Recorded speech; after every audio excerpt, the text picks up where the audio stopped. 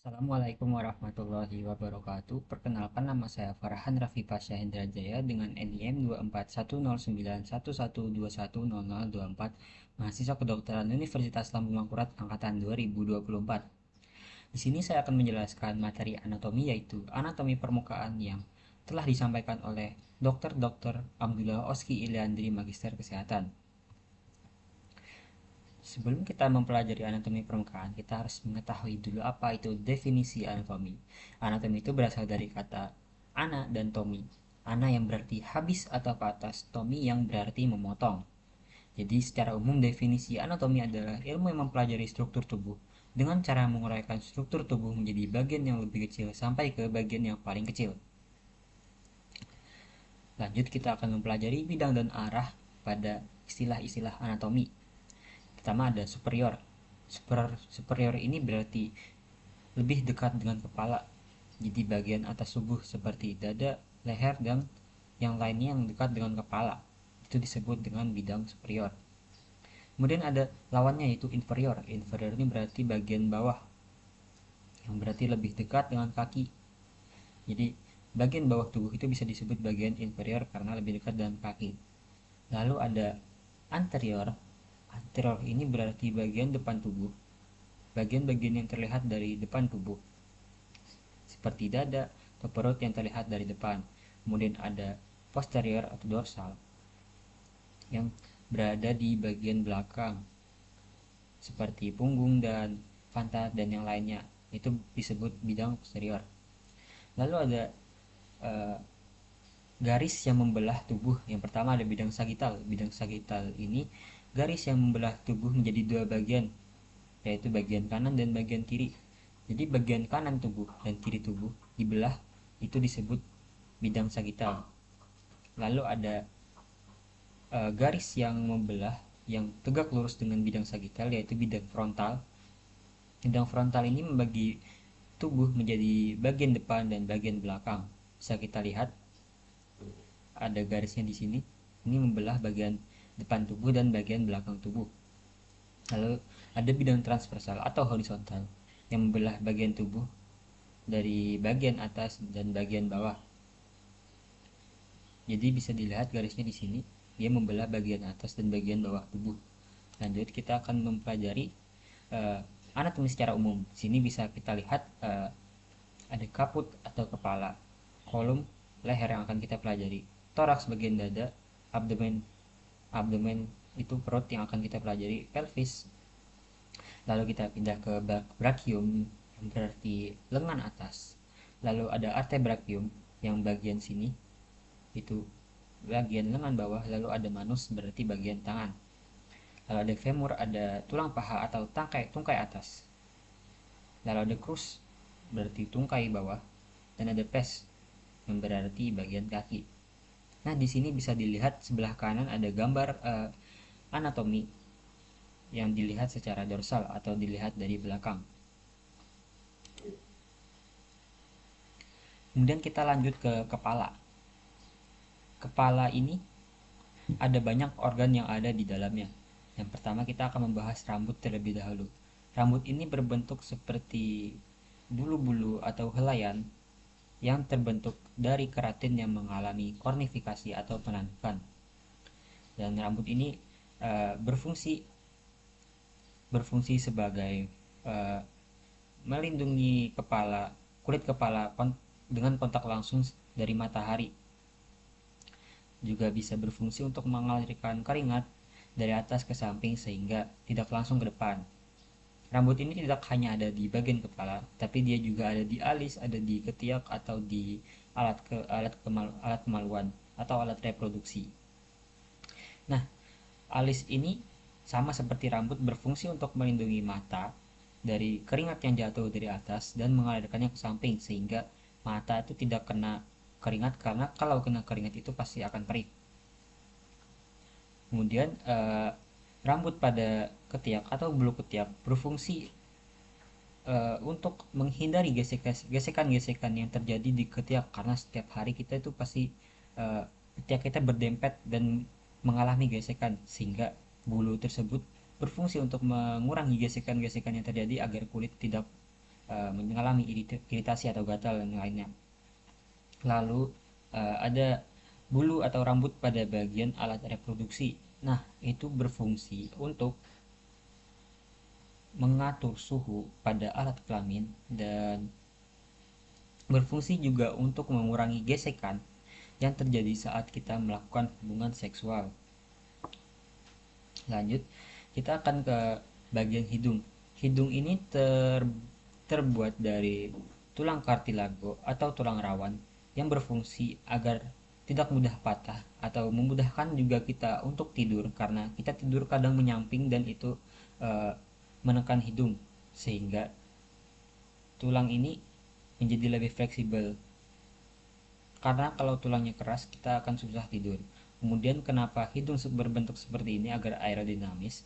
Juga kenapa lubang hidung berada di bawah agar kita juga lebih mudah bernapas karena kalau lubang hidung berada di depan atau mengarah ke depan itu akan menyusahkan kita untuk bernapas. Kemudian kita akan lanjut ke perbandingan wajah pria dan wajah wanita. Kita mundur ke gambar sebelumnya. Bisa dilihat wajah pada pria dan wajah perempuan sangat berbeda, terutama pada rahangnya. Rahang laki-laki itu terlihat lebih tegas daripada perempuan. Juga laki-laki mempunyai kumis dan jenggot yang tumbuh pada wajahnya, sedangkan pada perempuan tidak. Kita akan lanjut ke bagian telinga. Nah, kenapa sih telinga berbentuk seperti ini? Dan apa fungsi telinga? Jadi fungsi telinga ini untuk mendengar pastinya. Dan kenapa bentuk telinga seperti daun seperti ini? Karena berfungsi untuk mengumpulkan suara agar suara bisa lebih jelas terdengar dan eh, agar lebih mudah suara masuk dan lebih jelas terdengar. Karena kalau kita tidak memiliki daun telinga yang ada sekarang ini, kita akan mengalami penurunan pendengaran sebesar 20 sampai 30 desibel. Sehingga hal tersebut akan mengganggu kita ya. Kita lanjut. Kemudian kita akan masuk ke bagian abdomen. Abdomen ini bisa dibagi menjadi kuadran dan region. Pertama ada kuadran. Di sini ada 4 kuadran yang dibagi menjadi right upper quadrant bagian kanan atas, kemudian left upper quadrant bagian kiri atas, kemudian right lower quadrant kuadran kanan bawah, kemudian ada left lower quadrant yang berada di sebelah kiri bawah. Lalu kita masuk ke abdomen region. Yang pertama kita lihat dari tengahnya dulu. Yang pertama ada epigastric region. Kemudian di bawahnya ada umbilical region yang berada di tengah-tengah semuanya. Kemudian ada hypogastric region yang berada di bawah. Lalu ada left hypochondriac region yang berada di sebelah kiri epigastric region. Kemudian ada right hypochondriac region yang berada di sebelah kanan epigastric region, sebelah kanan atas. Lalu ada left lumbar region yang berada di sebelah kiri perut, di sebelah kirinya umbilical region, dan ada right lumbar region yang berada di sebelah kanan umbilical region atau kanan tengah perut. Dan kita masuk ke left inguinal region yang berada di sebelah kiri bawah perut atau di sebelah kirinya hypogastric region, dan right inguinal region yang berada di sebelah kanan perut bawah yang berada di sebelah kanan hypogastric region. Kenapa pembagian ini penting? Karena untuk memudahkan kita mengidentifikasi saat ada pasien, misalnya pasien mengalami sakit pada left hypochondriac region, kita bisa mengidentifikasi organ apa yang ada di sini. Misalnya di sini ada lambung kiri atas, kita bisa mengidentifikasi penyakit-penyakit apa saja yang menyerang lambung.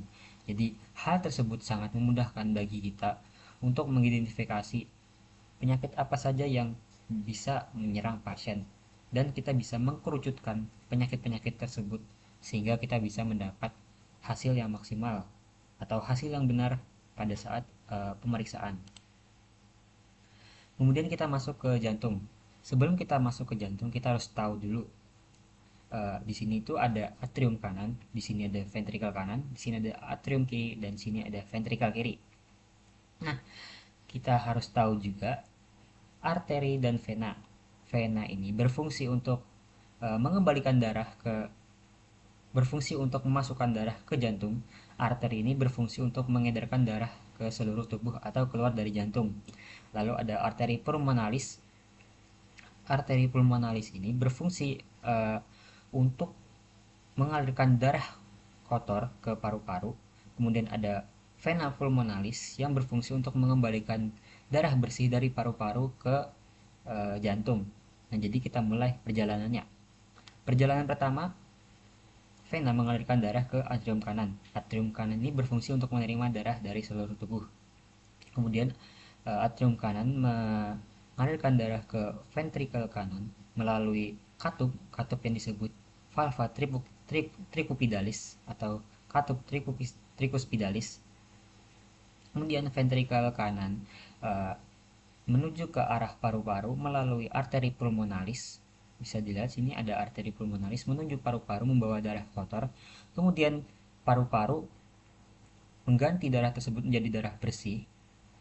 Lalu darah bersih tersebut masuk ke vena pulmonalis dan masuk ke atrium kiri. Atrium kiri di sebelah kiri.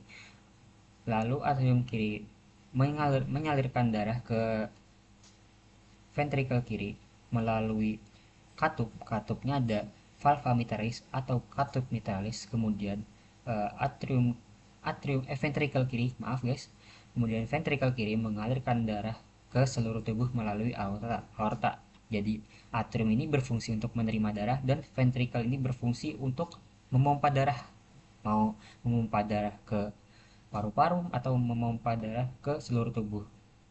Makanya bisa dilihat di sini otot pada ventrikel itu lebih padat atau lebih banyak karena berfungsi untuk memompa darah. Kemudian kita lanjut ke perbandingan panggul perempuan dan laki-laki. Di sini jelas sekali terlihat perbedaannya. Panggul pada perempuan itu lebih besar daripada laki-laki karena panggul perempuan itu berfungsi untuk melahirkan bayi sehingga membutuhkan panggul yang lebih besar agar memudahkan bayi untuk keluar. Dan pada laki-laki hal tersebut tidak diperlukan karena tidak ada gunanya. Sama halnya seperti rahang tadi. Perbedaan rahang laki-laki dan rahang perempuan itu juga sama seperti ini. Yang membedakan antara laki-laki dan perempuannya. Intinya perempuan dan laki-laki bisa dilihat perbedaannya dari muka maupun dari badannya. Mungkin itu saja yang dapat saya sampaikan. Akhir kata dari saya, setelah kita mempelajari anatomi permukaan, kita harusnya lebih bisa bersyukur kepada Allah Subhanahu wa taala karena kita telah diberikan tubuh yang sangat sempurna, baik dari segi struktur maupun perbedaan fungsi, baik pada laki-laki maupun pada perempuan yang menunjang kebutuhan pada kehidupan mereka masing-masing. Sekian dari saya. Assalamualaikum warahmatullahi wabarakatuh.